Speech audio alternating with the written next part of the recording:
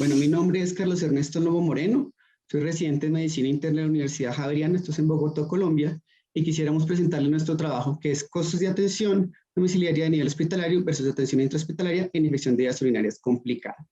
Entonces, ¿cuál es la idea? Las infecciones de vías urinarias complicadas presentan un mayor riesgo de complicaciones clínicas y de recurrencia comparada con las infecciones de vías urinarias normales. Estas representan el 2% de las hospitalizaciones sobre el total de las hospitalizaciones en Estados Unidos y representan un importante costo para el sistema de salud.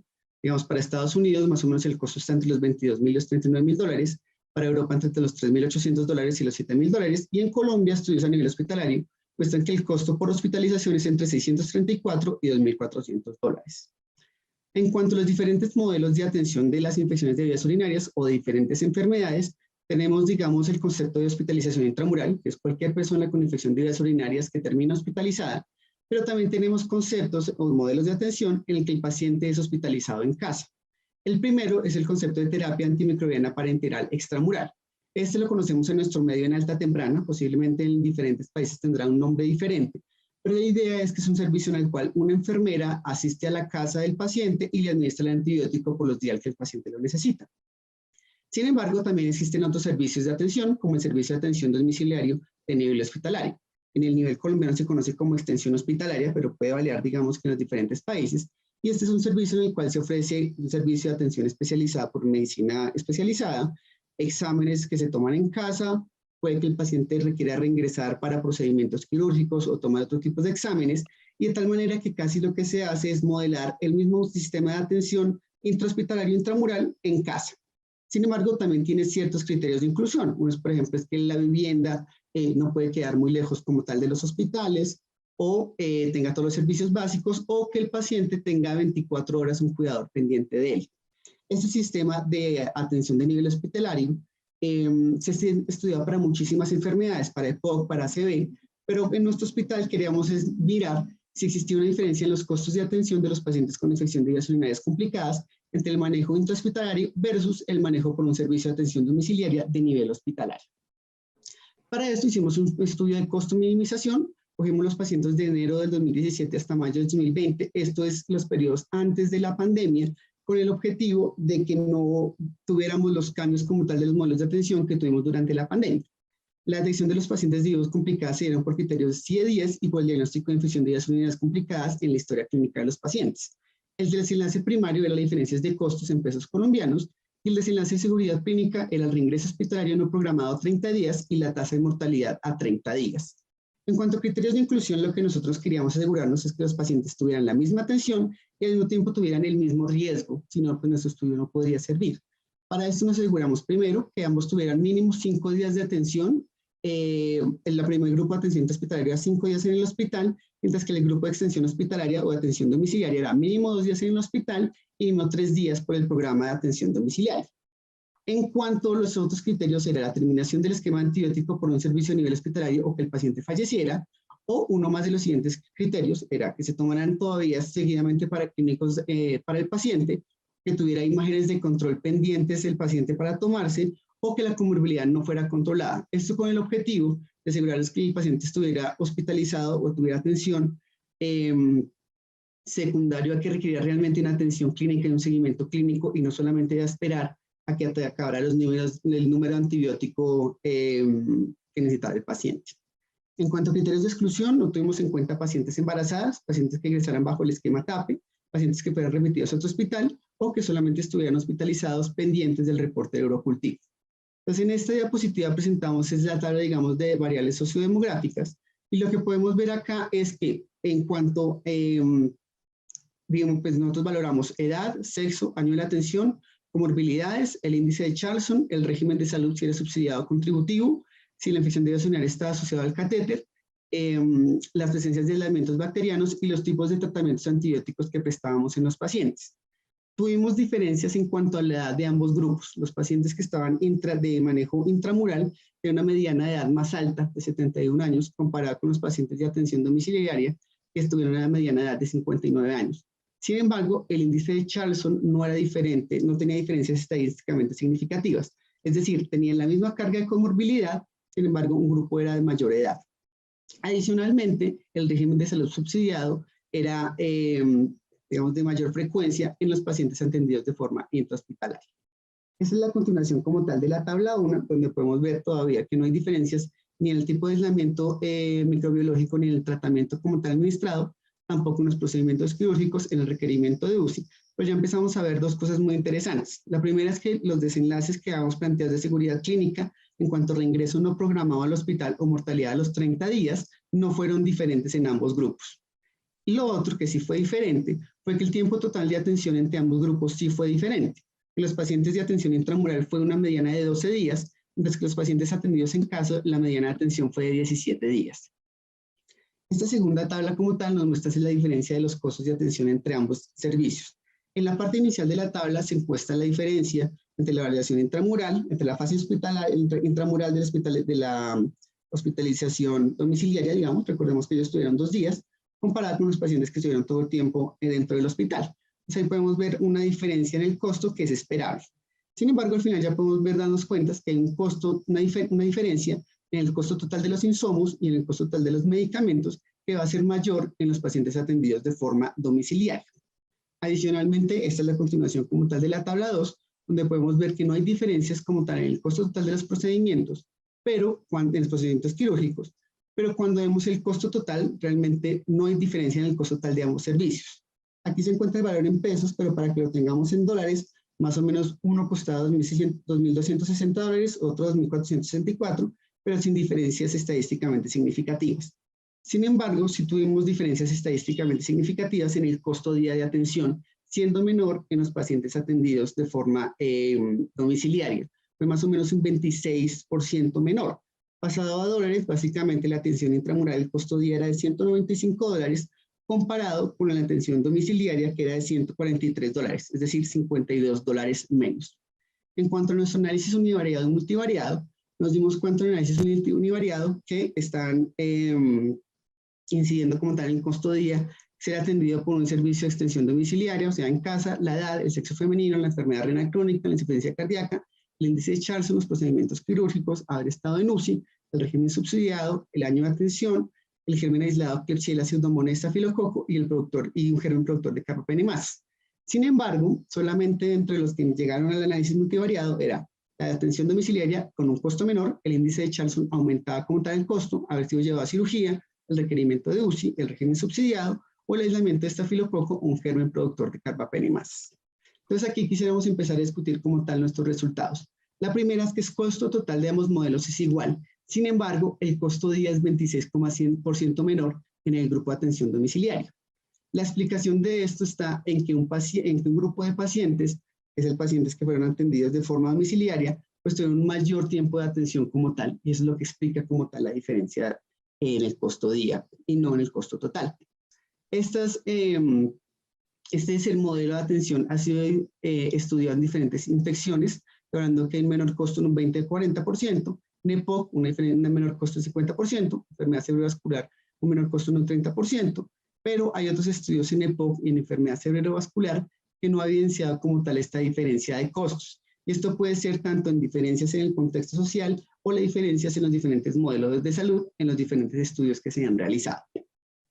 Nuestro segundo resultado que queríamos discutir es que hay una mayor edad en el grupo de hospitalización intramural comparado con los pacientes que estuvieron con atención domiciliaria. Este hallazgo que encontramos sí es diferente al encontrado como tal en otros estudios. En otros estudios prefieren las pacientes de mayor edad que continúen como tal la atención de forma extrahospitalaria. Comentamos este hallazgo con el grupo como tal de geriatría de nuestro hospital y lo que nos decían es que el contexto social de los pacientes adultos mayores atendidos en nuestro hospital es diferente. Y la razón es que, como les comentaba, uno de los criterios de inclusión era que el paciente pudiera tener un acompañante durante 24 horas y la población que nuestro hospital atiende es una población, digamos, vulnerable. Entonces puede ser que este contexto social sea el que intervenga en este resultado como tal. Lo tercero son los factores, el resultado que queremos discutir son los factores asociados al costo día. Entonces encontramos estos factores que el requerimiento de unidad co-intensivo, un índice de Charlson mayor a 6, la resistencia a carbapenemasas, un aislamiento estafilococo, una infección de vías urinarias asociada a catéter, el procedimientos quirúrgicos y la atención por el régimen subsidiado. Sin embargo, aunque los primeros 5 ya encontramos que existen en la literatura estos factores asociados a un mayor costo día, los procedimientos quirúrgicos y la atención por el régimen subsidiado todavía no la encontramos. Vemos que los procedimientos quirúrgicos tienen sentido dado que a mayor procedimientos quirúrgicos, pues puede que aumente el costo como tal de la hospitalización. Sin embargo, la atención por el régimen subsidiado en Colombia todavía no tenemos una claridad de por qué se da este hallazgo y consideramos que requerimos más estudios a nivel local para explorar esta asociación. Adicionalmente, el cuarto resultado que queremos explorar es que la atención domiciliaria ofrece la misma seguridad clínica. En nuestros resultados encontramos una mortalidad en el primer grupo del 5,9% y en el siguiente grupo del 2,1%.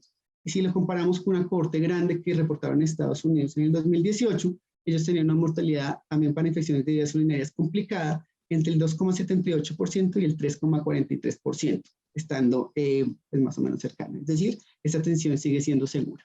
Entonces, como conclusiones, quisiéramos decir que aunque los costos totales de ambos modelos son iguales, el costo día es menor en los pacientes atendidos de forma domiciliaria comparado con la hospitalización intramural.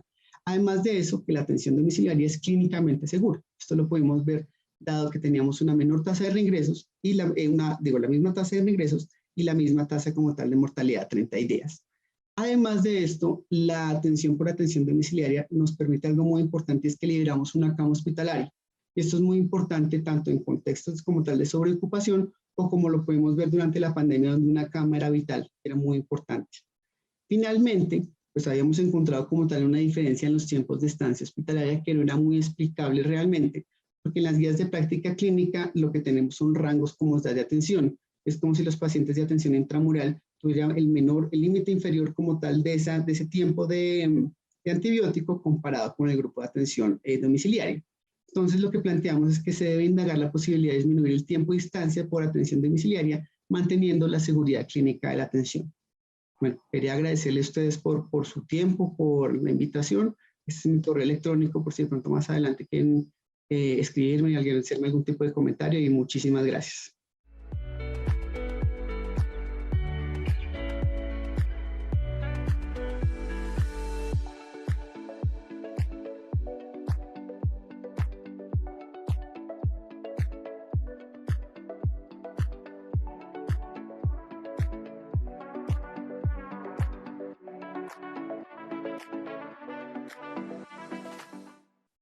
Buenos días a todos.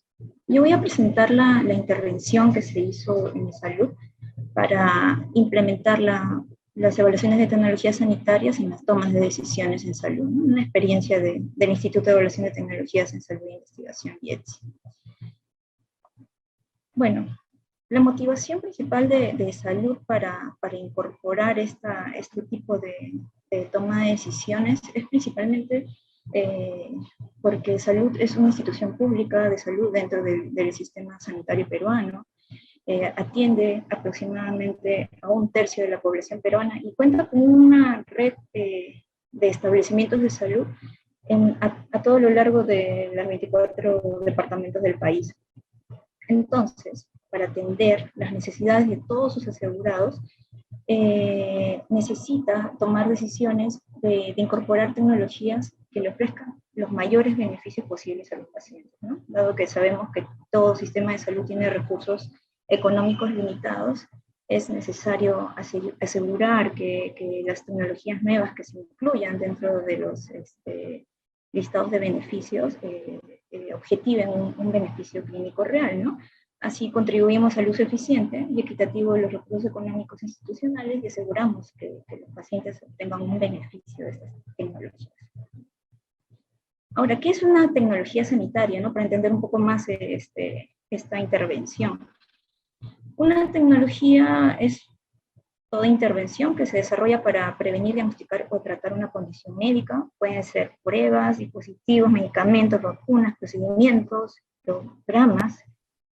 Y una evaluación de tecnología sanitaria es un método para pueda elegir la mejor tecnología en base a evidencia científica, ¿no?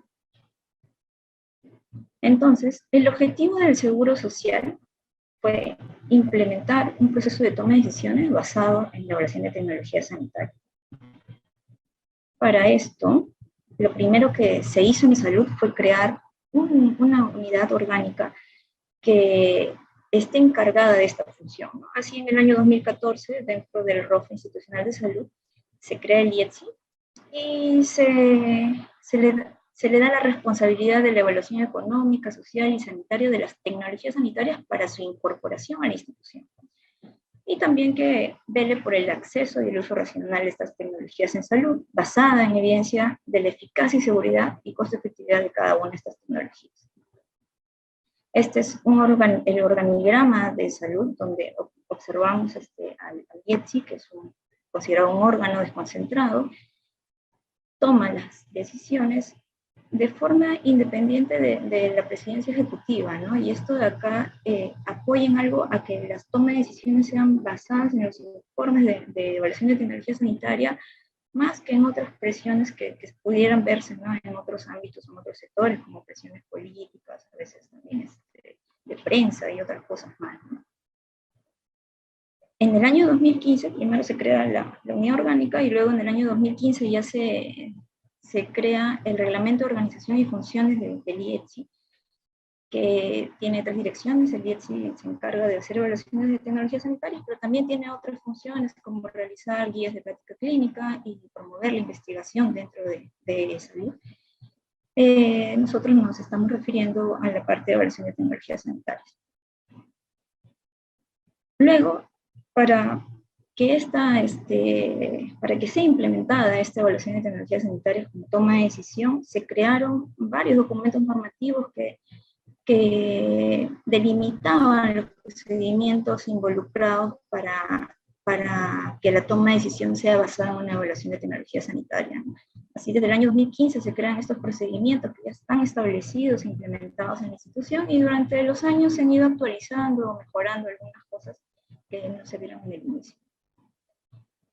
Dentro de los resultados observamos que ahora tenemos un nuevo proceso de atención de solicitudes. En la primera figura observamos cómo era el proceso antes de la implementación de evaluación de tecnologías sanitarias. Todas las solicitudes de los pacientes llegaban a nivel central a un comité farmacológico central, que era un colegiado de especialistas clínicos de las diferentes redes de salud, quienes evaluaban cada caso independientemente, y a pesar que la condición clínica era la misma y era la misma tecnología solicitada, para algunos pacientes se les brindaba la tecnología y para otros pacientes no.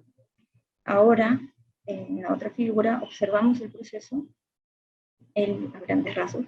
El IETSI evalúa estas solicitudes ya no por pacientes, sino por la tecnología y para la condición clínica que va a tratar. Se hace un informe de evaluación de tecnología sanitaria que concluye en una aprobación o no aprobación a nivel nacional. Es decir, cualquier otro paciente que sea propuesto para ser beneficiado por alguna de estas tecnologías, si ya el IETSI tomó la decisión de aprobarlo, es a nivel nacional, dentro de todas las redes de salud, y se financia esta tecnología para el paciente. Es así como que tenemos información desde el año 2015 hasta el 2021, se han elaborado 407 evaluaciones de tecnologías sanitarias relacionadas a productos farmacéuticos, dispositivos médicos, algunas intervenciones de salud pública también, dentro de las cuales 161 han resultado en una aprobación de una tecnología sanitaria innovadora, ¿no?, ya sea producto farmacéutico o dispositivos médicos. Y en los 2 últimos años, en rojo, observamos las evaluaciones de tecnologías sanitarias que hemos realizado en relación a la pandemia, ¿no?, el diagnóstico, tratamiento para la COVID-19, donde también se brindaron recomendaciones, algunas no fueron tomadas en cuenta, como sabemos, como la ivermectina y la hidroxicloroquina que se usaron en el país, pero se encuentran publicadas en la página web del IETSI y se pueden verificar.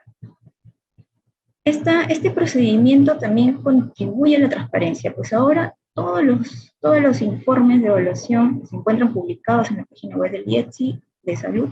Antes no se tenía publicado estos informes de toma de decisión. Ahora todos están publicados y están disponibles para médicos especialistas, para el mismo paciente, para organizaciones que supervisan instituciones de salud como su salud, incluso hasta para órganos como el Poder Judicial, que a veces reciben quejas o existen procesos judiciales de algunos pacientes. Como puede verse, la tendencia, tenemos acá en el gráfico una línea de tendencia del gasto de estas tecnologías innovadoras en salud, que si bien es cierto en los últimos años es creciente, este crecimiento es directamente proporcional al número de pacientes atendidos, que se ve en la barra en azul. A diferencia de los años anteriores a la creación del IETSI, donde se ve una relación inversamente proporcional entre la inversión en productos farmacéuticos y el número de pacientes. Entonces, como para finalizar, tenemos las conclusiones que este proceso de incorporación de nuevas tecnologías sanitarias en los estados institucionales de salud ahora es transparente, es estándar para todos, permite una rendición de cuentas permanente y solvente, permite la incorporación de tecnologías que se corrobora su eficacia y seguridad en evidencia científica. El acceso ahora es equitativo y oportuno, pues a pesar de que una tecnología pueda ser de muy alto costo, se puede tener el suficiente sustento técnico-científico para que sea financiada por la institución.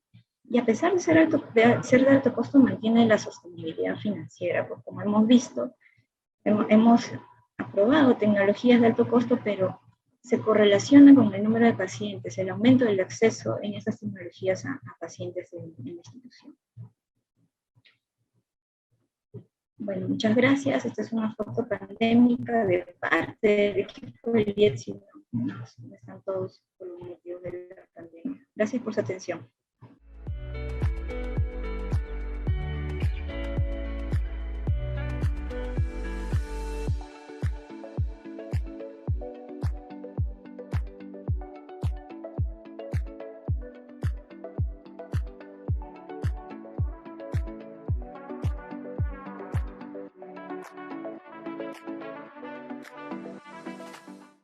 Bien, muchísimas gracias, muy buenos días. El día de hoy voy a complementar la presentación que hicimos el día de ayer, más bien el marco general de la presentación. Y quisiera señalar que el tema es el modelo de CISOL, y lo hemos dejado así de concreto porque es el acrónimo del Sistema Metropolitano de la Solidaridad. Y entonces, quiero empezar mostrando muy rápidamente los temas, el menú del día de hoy. Son tres temas muy concretos: en qué contexto nos estamos moviendo, cuál es el modelo de CISOL y qué oportunidades de integración al sistema sanitario vemos desde nuestras perspectivas. Debemos señalar que tanto la definición de política y marco normativo en torno al aseguramiento universal de salud proviene de larga data, 2009, y consistente con esta propuesta inicial, el 2019 se complementa con un decreto de urgencia que permite la protección del derecho a la salud a través de la brecha inicial poblacional con cobertura con un seguro. Esto fue 4 millones y tantas poblaciones que faltaban, que se complementa con este esfuerzo. Luego, cómo va a funcionar en términos territoriales, en términos del espacio, y cómo se integra la red prestacional de salud, se define en esta ley que establece la conformación y el funcionamiento de las redes integradas de salud, esto el 2018. Por su lado también, la Política Nacional Multisectorial de Salud al 2030, señala que en la búsqueda de asegurar el acceso a servicios integrales de salud de calidad y oportunidad, y implementar las redes integrales de salud como opción posible. ¿No es cierto? Bien. El documento técnico que ya concretiza el modelo del curso de vida integral, de salud por curso de vida, nos permite señalar y precisar, permite al Ministerio, al ente rector, precisar qué modelo de atención Y finalmente, uno de los otros documentos también importantes es el Plan Nacional de Implementación de Redes Integradas de Salud, que ya marca el derrotero y las actividades propias. Bueno, este documento, esta gráfica la conocemos todos. De hecho, da cuenta de cómo se concretiza desde la gobernanza hasta la propia prestación de los servicios de salud en la comunidad, territorio, familia y persona, y todo el proceso que se sigue. Un hecho importante que hay que señalar, que se señala que en el primer nivel de atención se debe brindar atención especializada, ¿no es cierto? Y esta es justamente un tema que lo tenemos, el ente rector todavía lo tiene pendiente o irresuelto. ¿Cómo es el tema de la atención especializada en el primer nivel de atención? Entonces vamos a entrar al modelo de CISOL, el Sistema Metropolitano de la Solidaridad, que de este año cumple mayoría de edad. Desde el 2004 vamos a cumplir 18 años como organismo público descentralizado de la Municipalidad Metropolitana de Lima, y aquí quiero señalar las ideas rectoras en general del CISOL, ¿cierto? Primero, se definió la misión, esta se redefinió en 2020. CISOL es la más grande red municipal sostenible de servicios de atención ambulatoria del país, brinda y esta es una característica principal, amplia cartera de servicios de salud especializada, ¿no es cierto? Tiene un enfoque innovador, hábitos de vida saludable, alineados con las políticas nacionales, y dos características más: la oportunidad de la atención y la posibilidad de acceso a los ciudadanos por el valor de la consulta. ¿Qué valores inspiran a la institución? La responsabilidad social, la integridad, el compromiso, la transparencia y el respeto, ¿no? Y finalmente, no por ello menos importante, nuestra perspectiva, nuestra visión es ser la institución integrada a la comunidad que presta servicios de salud integrales, ¿no es cierto?, contribuyendo al aseguramiento universal, ¿no? Ese es un tema importante, ese es un tema fundamental para nosotros, y de hecho alineado al modelo del cuidado integral de la salud en todas las etapas. Eso es el CISOL. Ayer comentábamos en las dimensiones del modelo el tema de la gobernanza y el esfuerzo institucional por establecer relaciones efectivas con el Ministerio de Salud para contribuir y ser parte de, en este caso específico, de la lucha contra la pandemia. Bien, de hecho en la gobernanza hemos implementado mecanismos de articulación con el Ministerio de Salud y otros organismos. Y un tema que ha sido preocupación permanente de la gestión ha sido la transparencia y la rendición de cuentas. En el tema de la gestión, veamos tres componentes que quisiera comentar. De hecho, el día de hoy, CISOL Salud tiene en la superintendencia el constituirnos como UJIPRES. Tanto lo somos, pero no estamos reconocidos aún por los organismos del Estado. Y en el tema de la gestión, un componente importante, que luego se traducirá en la prestación, es nosotros como modelo de gestión hemos organizado, o se ha organizado desde el principio de CISOL, un modelo de gestión de riesgo compartido, que se traduce a través de un contrato de asociación en participación con médicos, con empresarios locales que brinden servicios de salud, ¿no? Y de hecho, en la conducción de la IPRES es un cargo, es una función no transferible a terceros y está a cargo de funcionarios de la institución de CISOL. Nuestra prestación, redundando ya, se realiza, es una atención primaria con especialistas. Vamos a ver que hay cerca de 34 especialidades ambulatorias, procedimientos, y todos en el primer nivel de atención. Y finalmente, es un tema también con el que volveremos al final, y creo que va a permitir cerrar la propuesta o la posibilidad de CISOL de atender este tema de la consulta especializada, es que el financiamiento, en este caso, es gasto de bolsillo con tarifas sociales.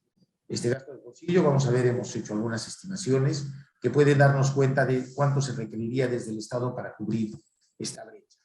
Bien, vamos al modelo de prestación. La cartera de servicios que se ofrece en el primer nivel de atención, de hecho es diferenciada. Nosotros tenemos 37 IPRES a nivel nacional, de las cuales 7 están en regiones y 30 en Lima, y según la ubicación va a depender del tamaño de la IPRES, de la demanda, cuántas especialidades tengan. Pero en general tenemos 34 especialidades médicas en el primer nivel de atención, ¿no es cierto? Esta característica principal, ahí está la importancia. De hecho, en las especialidades no hemos puesto medicina general porque no tendría ninguna, no es una especialidad, ¿no es cierto? Y el modelo de atención da cuenta que esta es la cartera, la composición de atenciones. Las consultas es la prestación principal, los procedimientos luego, el laboratorio, imágenes, paquetes quirúrgicos, paquetes de atención ambulatoria y atenciones administrativas que están relacionadas con temas menores como certificados médicos, etc. Pero, ¿qué decir de esto si es posible compararlo con otra estructura prestacional? Falta farmacia acá. Y de hecho, en los momentos principales de fundación, la farmacia no era parte de la prestación propia de servicios, estando en los establecimientos, porque tenían otra lógica de contrato. A partir del año pasado, de diciembre del año pasado precisamente, vamos a poder rescatar en la prestación los componentes de farmacia, porque estamos avanzando tanto en el sistema informático que nos permita tener historia clínica electrónica, telemedicina, etcétera, como en el registro de los componentes de cada una de las recetas. Entonces, este es un salto muy, muy importante para nosotros, porque sí nos permitirá estimar luego ticket promedio comparado con otros prestadores del servicio de salud. Bien, ¿cómo es la conducción? Ya hemos señalado la conducción de la red prestacional, constituirnos una OJIPRES para organizar todas las IPRES vinculadas a CISOL, cosa que ya lo hacemos, cumplimos las funciones, pero no tenemos el título y estamos en ese trámite, ¿no es cierto? La conducción propia está acá, funcionarios designados por CISOL, y esta no es delegable, ¿no es cierto? Esta función no es delegable a un tercero, entonces esta es una función propia nuestra. ¿Cómo es nuestra relación con los prestadores? Y esta es una de las características principales de éxito y de posibilidades de atención, de mayor expansión para la atención de CISOL. Nosotros tenemos un contrato de asociación por participación con una cantidad importante de asociados, ¿no es cierto? De hecho, nuestro marco jurídico es la Ley General de Sociedades y que nos permite hacer estas actuaciones. O sea, nosotros somos los asociantes y tenemos a los asociados que pueden ser personas naturales y jurídicas, ¿no es cierto? Bien, esta es la evolución de contratos. Hemos firmado cerca de 6.650 contratos con terceros, ¿no? Al día de hoy tenemos 1.058 contratos con asociados. Y es tan importante esto que durante toda la historia de CISOL, el ingreso de asociados antes era discrecional, luego se marcaron un proceso y unas normas para ingreso, pero el proceso era muy largo, 90 días, hicimos ajustes tecnológicos, ajustes de procesos a 30 días, el 20, el 21 a 20 días, y de hecho ya a finales del año, en noviembre, a 12 días. O sea, si queremos incorporar un asociado desde el proceso de convocatoria, que es pública y abierta, antes era discrecional, ahora es una convocatoria pública, se pone en la página web, y este es un hecho muy importante en la gobernanza, ¿no? Y en la gestión. Ahora dura 12 días. Bien. ¿Cómo nos financiamos? He puesto la lámina del 2018 y 21, esta voy a presentar. En realidad, el 2018, cerca del 30% de los que atendíamos no tenían seguro. Cerca del 30% de las personas, de los usuarios que atendía CISOL no tenía seguro. Hoy día, esta foto es al 2021. 66% tiene SIS, 31% tiene salud, otro tercero tiene 3%, y aún tenemos personas sin seguro, que es 1.7, pero está redondeado a 2%. Entonces, si uno lo ve desde del lado del financiamiento, esto que es gasto de bolsillo, podría ser asumido o debería ser asumido por el tercer pagador, por el financiador. Entonces, vamos a ver de qué números estamos hablando. Acá, bueno, esta es la cantidad de financiamiento por IPRES en Lima, en provincia, en regiones, perdón, y vamos a ir a la cifra total. Guillermo, tienes dos minutos más. Bien, gracias. Justo entonces.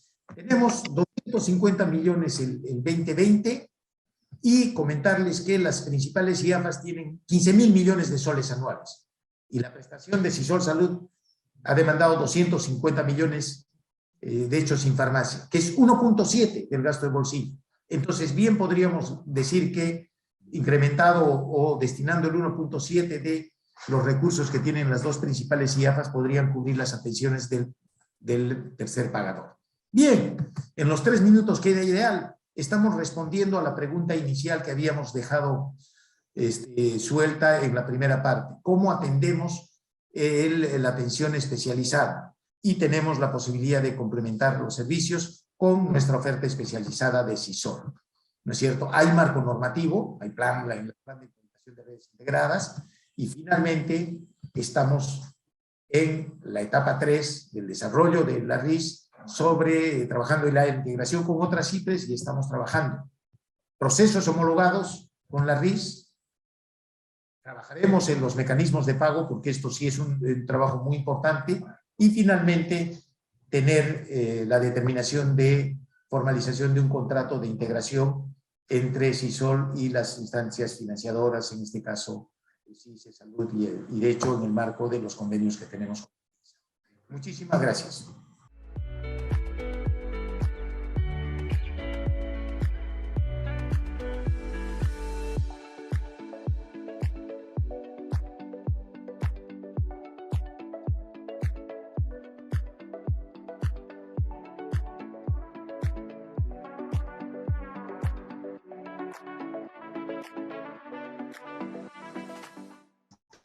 Bueno, muchas gracias. Este es un trabajo que ha analizado la política de expansión y sostenimiento de la oferta de servicios en salud, que es una política de modernización de la inversión que se origina en el 2013. Y este trabajo lo que busca es ver cuál es el potencial de esa política y además la actualización de la misma para favorecer la prestación en redes integradas de salud, teniendo en cuenta que estamos en un sistema que es descentralizado y a la vez fragmentado, ¿no? La presentación de ahora tiene básicamente 4 puntos. Una primera parte son los antecedentes, es decir, cómo empezó esta política sectorial de expansión y sostenimiento de la oferta de servicios. 2, cuál es el objetivo que nos hemos planteado para hacer el análisis de este caso. 3, lo que hemos observado sobre los viejos y persistentes problemas de la gestión de la inversión y la constatación de que tenemos una política fuerte pero sin operadores fuertes, ¿no? Y 4, las perspectivas de una modernización de esa política de cara a tener en operación redes integradas de servicios, y de cara también a la integración del sistema de salud para tener un sistema que funcione como tal a pesar de que tenga distintos subsectores. Lo primero, la política sectorial de expansión y sostenimiento de la oferta tiene su primer antecedente. El antecedente es el 2013, al amparo de una delegación de facultades legislativas que gestionó el Poder Ejecutivo bajo la conducción del Ministerio de Salud. El Congreso le otorga al Ejecutivo una facultad especial y a partir de eso se establece un conjunto de decretos legislativos que buscan implementar un paquete de reformas en el sector salud en la perspectiva de poder avanzar en la implementación y la concreción de una política de aseguramiento y acceso universal de salud, ¿no? En este marco se aprueba y se inicia la implementación de una modernización de las inversiones que buscaban orientar el comportamiento de los actores para hacerlo predecible, racional y orientado efectivamente a una mejor utilización de los recursos de cara a hacer crecer la capacidad del sistema, ¿no? Básicamente para tener un comportamiento guiado por 4 tipos de comportamiento. Primero, poder tener planeamiento sectorial de las inversiones, sobre todo de mediana y alta complejidad, que sería un planeamiento que tendría que ser pactado entre el Ministerio de Salud, la Seguridad Social, los otros subsectores públicos de las sanidades, de las Fuerzas Armadas y policiales, y por supuesto los gobiernos regionales, con el objetivo de evitar duplicidad, oferta que existe en un mismo territorio o en un mismo ámbito y duplique, y por lo tanto sea ineficiente también al usar, digamos, de manera poco racional los recursos que son más limitados en el sistema, por ejemplo, la de recursos humanos, ¿no? Ese es un primer elemento.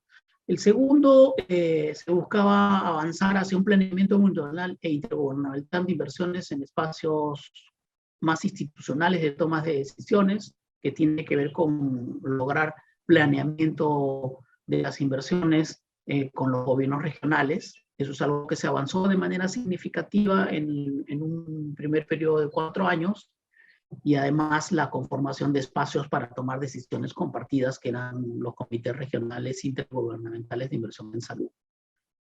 Tercero, buscar un comportamiento que se oriente al respeto de reglas de financiamiento, para incentivar la expansión planificada y la puesta en operación de los establecimientos nuevos, tomando en cuenta que en el pasado teníamos la preinversión por un lado, el equipamiento por otro, la dotación de infraestructura por otro, y la puesta en operación liberada a la buena intención de todos los actores que están involucrados, pero sin tener nada sólido y concreto para lograr que la nueva capacidad instalada pueda funcionar. Y el cuarto comportamiento era buscar tener una rectoría que guíe la expansión de la oferta, que se base ciertamente en el planeamiento sectorial y multianual, que tenga un conjunto de prioridades de inversión. En ese momento, desde antes de este decreto legislativo, se había venido trabajando en el gobierno previo, desde el 2011 y 12, se había venido trabajando en la identificación de un conjunto de establecimientos que se llamaron establecimientos estratégicos, para poder tener, digamos, una concentración en aquellos que permitían atender el mayor volumen de la demanda, y básicamente se identificaron un paquete de como 750 establecimientos estratégicos que permitían, según las estimaciones que teníamos y la revisión de la literatura, atender el 80% de la demanda de servicios de la población. Pero además se buscaba parametrizar la inversión, o sea, los términos en que se hacía la estimación de la demanda, el dimensionamiento de la oferta, de tal manera que, basados en carteras de servicios que estaban orientados precisamente por la política de aseguramiento y el plan esencial de aseguramiento, de tal manera que no tuviéramos un crecimiento desordenado de esa expansión, sino que ese crecimiento estuviera ligado a las necesidades y por lo tanto a la oferta que se tenía que poner respecto a ellas, ¿no? También una rectoría que pudiera modular el financiamiento mediante la gestión de una bolsa de recursos, una bolsa de presupuesto para proyectos de inversión, como para la puesta en operación de aquellos que se terminaran de construir y equipar, ¿no? Entonces, eso fue, digamos, lo que se buscaba y lo que operó durante 4 años aproximadamente. Nosotros hemos querido con este estudio hacer un balance rápido de la implementación de esa política de modernización, y también delinear una política de modernización hacia adelante, es decir, poder hacer ajustes al modelo que se había venido implementando de cara a la integración del sistema y al funcionamiento de redes integradas de salud. ¿Qué cosas hemos observado producto de este trabajo? Ciertamente viejos y persistentes problemas de la gestión de las inversiones. Primero, una limitada capacidad de absorción del financiamiento para la inversión en los 3 niveles de gobierno. Ustedes pueden ver este cuadro, que es una revisión de los recursos que se asignaron entre el 2000, este es un análisis entre el 2016 y el 2021, se tuvo una disponibilidad de casi 19.000 millones de soles y solo se pudo ejecutar el 60% o 61%, lo cual quiere decir que hubieron, en resumidas cuentas, como 11.000 millones que no se pudieron, 11.000 millones y medio que no se utilizaron para los fines que se buscaban o que no se pudieron ejecutar. Esto nos distingue mucho entre niveles de gobierno. Esa capacidad baja de absorción es, digamos, transversal a los 3 niveles de gobierno. Y después también ha ocurrido un fenómeno similar y un poco más grave en términos de absorción, que es lo vinculado a la puesta en operación de establecimientos intervenidos, ¿no?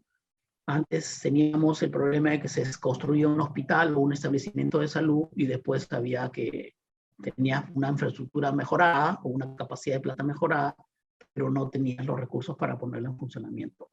La reforma del 2013 lo que plantea es que todos los años se asigna un financiamiento para que durante el primer año de funcionamiento de esa nueva oferta esté cargada esa bolsa que administraba el Ministerio de Salud, y luego de eso el siguiente año ya se programará como parte de los gastos ordinarios, ¿no? Lamentablemente, en el periodo del 15 al 21, de esos casi 1.300 millones de soles asignados para ese objetivo, solo se ha absorbido el 36%.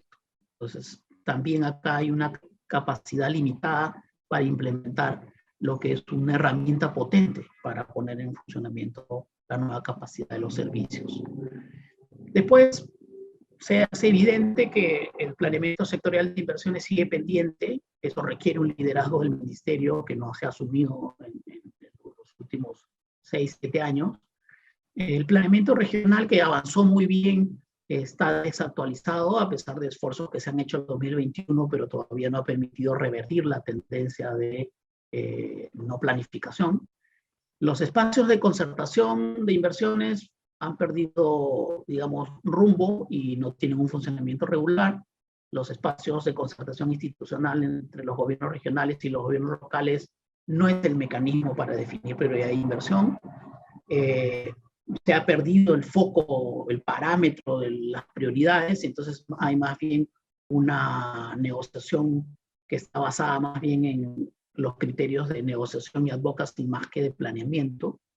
Y además tenemos un problema con una limitada estrategia para la puesta en operación de los establecimientos intervenidos, si es que uno ve los resultados de las cifras, ¿no?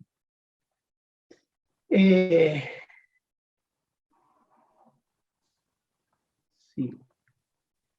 En síntesis, de las limitaciones observadas, hay digamos, una renuncia a hacer una rectoría o una conducción sectorial de las inversiones, por poca claridad de la conducción y los altos costos de transacción.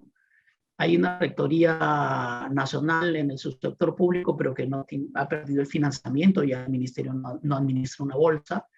Por lo tanto, las reglas de financiamiento son opacas y está liberado más a la demanda subnacional y a la advocacy, y los espacios de concertación institucional se han debilitado, ¿no? ¿Qué cosa hay que mirar hacia adelante?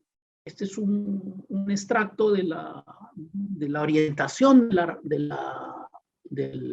la gestión de las inversiones hacia adelante, vinculada al tema de redes integradas, pero el marco de las recomendaciones del trabajo que hemos hecho cubre otros espectros más, ¿no? Primero, es necesario tener una operacionalización de la implicancia de las redes integradas en el ciclo de inversión. Eso implica ir a una nueva generación también de proyectos de inversión que no solo privilegien el establecimiento en sí mismo, sino la red como un ámbito de proyectos de inversión, de tal manera que podamos tener PIPs, proyectos de inversión pública para redes, proyectos de inversión para servicios clínicos y no clínicos de apoyo al funcionamiento de la red en su conjunto y no de un establecimiento en particular, ampliación y remodelación de establecimientos y mejora de establecimientos con inversión más rápida y tecnologías de la información en el primer nivel, y después los que conocemos como los proyectos de sustitución completa. Entonces tenemos que migrar también a un concepto de proyectos de inversión que tenga la red como ámbito de intervención. Y Minuto, además, segundo. sí, está bien, estoy viendo mi tiempo justo. Entonces, y después incorporar, digamos, en el modelo planes de desarrollo de la red que esté vinculada a la puesta en operación de los establecimientos nuevos, ¿no? Y finalmente, una lámina que hace una vinculación con la puesta en operación. Necesitamos establecer un modelo de puesta en operación que no solamente vea el establecimiento nuevo que se construye, sino que la puesta en operación es una red de servicios y por lo tanto los recursos para la puesta en operación deberían incorporar recursos para el funcionamiento de los establecimientos que rodean al establecimiento intervenido, porque lo que se necesita es ampliar esa capacidad del ámbito en su conjunto. La experiencia que hemos revisado también en estos años muestra que tenemos hospitales, por ejemplo, que se intervienen, pero que siguen teniendo en su cartera de servicios prestaciones del primer nivel y el primer nivel no ha sido fortalecido. Una estrategia de puesta en operación que incorpore el primer nivel, por ejemplo, y dándole recursos permitiría una mejor racionalidad del funcionamiento de la oferta y además habría que intervenir en esos establecimientos, no cuando se terminan, sino antes de ellos, perdón, en esas redes, no cuando se termina y se culmina la obra, sino un tiempo prudente antes que permita acomodar las piezas que hay alrededor. Y en los últimos 30 segundos que me quedan, como conclusiones finales, observamos que consideramos que la política sectorial de expansión y sostenimiento de la oferta es una herramienta importante para integrar el sistema si es que tenemos planeamiento sectorial. Consideramos que la inversión en servicios de primer y segundo nivel y en puesta en operación podrían acelerarse con los 2.200 millones por año que no se vienen ejecutando con modalidades de inversión rápida y luego avanzar en el tema de tecnologías de la información para la prestación porque tiene un efecto integrador muy potente. Muchas gracias.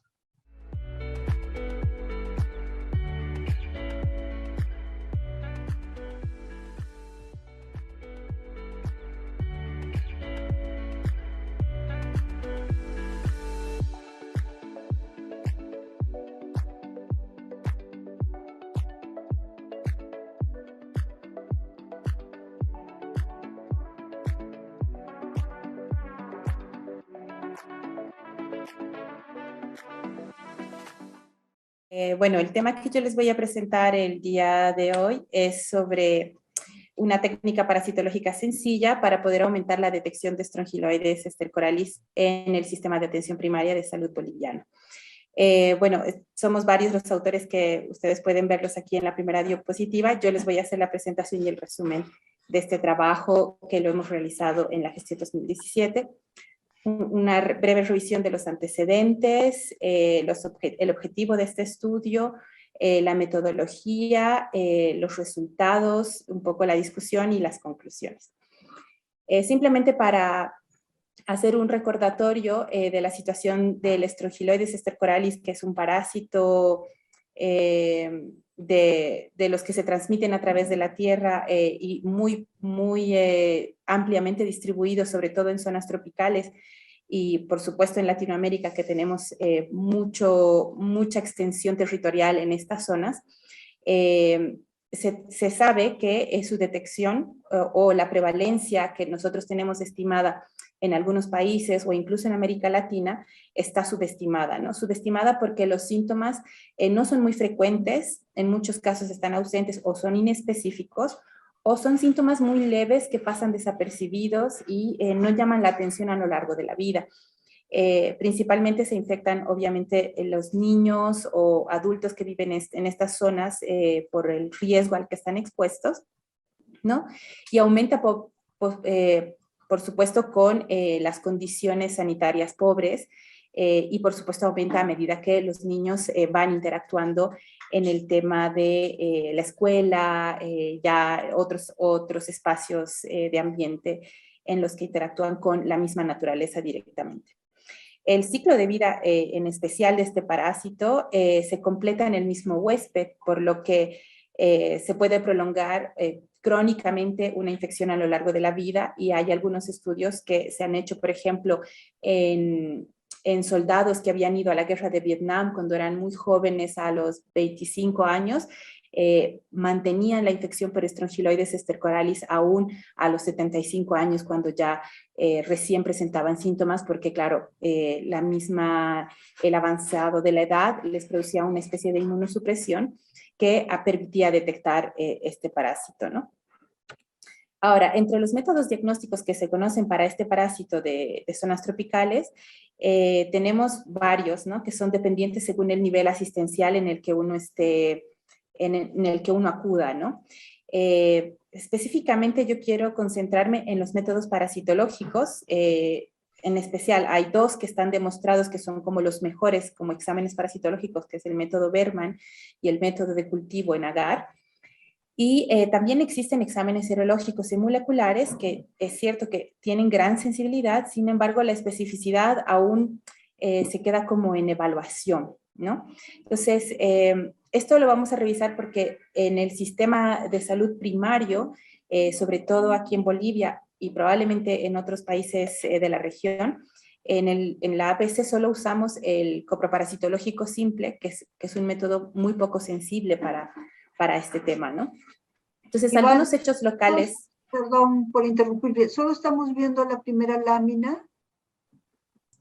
Entonces, como les decía, en los métodos diagnósticos nos hemos concentrado en el método Berman y el cultivo agar, que son los mejores parasitológicos, ¿no? Los serológicos y moleculares, si bien son muy buenos, aún estamos, aún se continúa su evaluación de cuán aplicables son para el tema de la detección. En cuanto a algunos hechos locales, como medidas de salud pública, lo que nos interesa sobre todo es tener un diagnóstico precoz y un tratamiento temprano, ¿no? El diagnóstico precoz justamente para aproximarnos más rápido al tratamiento y tener mejor control, en este caso, de la expansión de este tipo de parásitos. Es importante la primera línea en la atención primaria en salud porque son ellos los que están en primer contacto con nuestra población, ¿no? Y, por supuesto, mientras mayor la complejidad de atención en la asistencia primaria, es mayor el costo también. Una situación en Bolivia es que el Strongyloides estercoralis está aún muy prevalente en zonas tropicales, aunque debo decir, como decía al inicio también en la introducción, que tenemos datos subestimados por el tipo de métodos diagnósticos que se usan actualmente en la atención primaria, que uno de ellos es simplemente el examen directo, el coproparasitológico simple, como también se lo conoce. Y la distribución en niños, cuando nosotros hacíamos la revisión de los datos para este estudio, realmente podríamos decir que casi se desconoce, ¿no? En niños menores de 12 años. Y dentro de la misma atención primaria en salud o dentro del sistema de salud, aunque de hecho se está modificándose en los últimos años, desde cuando hicimos el estudio en 2017, había un vacío de cobertura entre los niños de 5 a 12 años, ¿no? Entonces estos niños quedaban en un vacío en el que no tenían ningún paquete de cobertura que atendiera sus problemas de salud, ¿no? Entonces, de ahí que el objetivo de este estudio se centraba en estimar cuán aplicable pueden ser técnicas parasitológicas simples, como las dos que describí en la introducción, para la detección de Strongyloides estercoralis en niños específicamente, ¿no? En este grupo que están compartiendo espacios en escuelas, ¿no? De zonas tropicales en estas condiciones de laboratorio de primer nivel, en unas condiciones muy básicas. Entonces, vamos a simular un poco lo que sería el centro en primera línea, ¿no? Para ver cuánto podría llegar la capacidad. Se realiza en una población que se llama Chinaota, a 183 kilómetros de la ciudad de Cochabamba, ya considerada una zona de región tropical, cuya humedad oscila en el año entre 50 al 80%, con temperaturas no más bajas del 10%, de 10 grados centígrados y que pueden llegar hasta 30 o 40, ¿no? en el verano. Participaron 304 niños de escuelas primarias entre 5 a 12 años. Y en el muestreo lo que realizamos básicamente es recoger sus datos. La muestra se recolecta in situ y además se les hace una pequeña encuesta con factores de riesgo que por supuesto también recibe la autorización de los padres y es acompañado todo el tiempo por ellos. Se hace un análisis parasitológico en el que se reprodujo condiciones del laboratorio de primer nivel dentro de las escuelas y se aplicaron 3 técnicas in situ, que ahora les voy a describir un poco, y una de verificación en el laboratorio de la universidad. Entre los métodos aplicados, los que aplicamos in situ son justamente el directo simple, que es el que se aplica en todos los laboratorios de primer nivel, es de observación inmediata, y justo lo que dice, ¿no? Es el principal en la atención primaria en salud. Estos otros 2, el método Berman y Dancescu, son de sedimentación en el primer caso, también se hizo de aplicación inmediata y están diseñados específicamente para la detección de Strongyloides estercoralis. Dancescu, en cambio, es otro método de cultivo en carbón, sin embargo, un poco más complejo porque tarda hasta 3 días para poder tener una buena lectura, ¿no? Y el método que usamos para la verificación en el laboratorio fue el método Ricci, que es un método de sedimentación previo proceso de centrifugación y separación de partes, que se aplica generalmente en el segundo nivel, ¿no? Y es útil no solo para detección de un tipo de parásitos, como en este caso el Strongyloides estercoralis, sino para multiparasitosis, y eso es lo que vamos a ver ahora en resultados.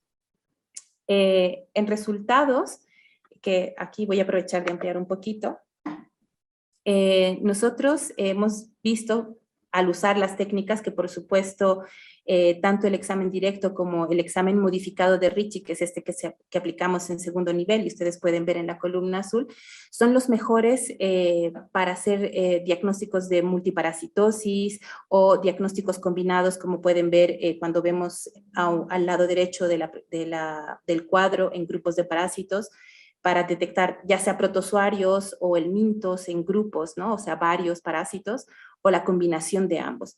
Sin embargo, Berman y Dancescu, cuando se trata de multiparasitosis, claro, son específicos para Strongyloides estercoralis. Entonces, ahí vamos a ver el siguiente dato que encontramos, cómo es el rendimiento de estas 4 técnicas para la detección de Strongyloides estercoralis específicamente, que era el objetivo de este estudio.